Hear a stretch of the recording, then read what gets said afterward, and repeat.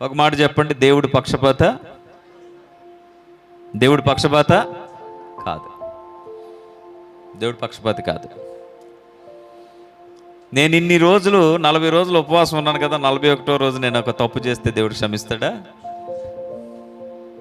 ఈ 40 రోజులు ఉపవాసం ఏంటంటే 41వ రోజు నుంచి ఇంకా పవిత్రంగా ఉండడం కొరకే తప్ప 41వ రోజు చేసే మిస్టేక్ని కవర్ చేసుకోవడానికి 40 రోజుల నా వ్రతము పని చేయదు.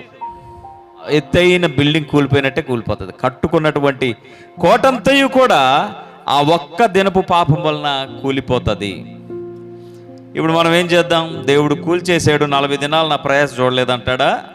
అందామా? నీ ప్రార్థన నువ్వు చేసే మిస్టేక్స్ని కవర్ చేయడానికి కాదు. దేవుని వాక్యంతో నువ్వు చేసే సహవాసము నువ్వు చేసే మిస్టేక్స్ని కప్పేయడానికి కాదు. మరింత పరిశుద్ధత, మరింత విధేయత, మరింత క్రమశిక్షణ,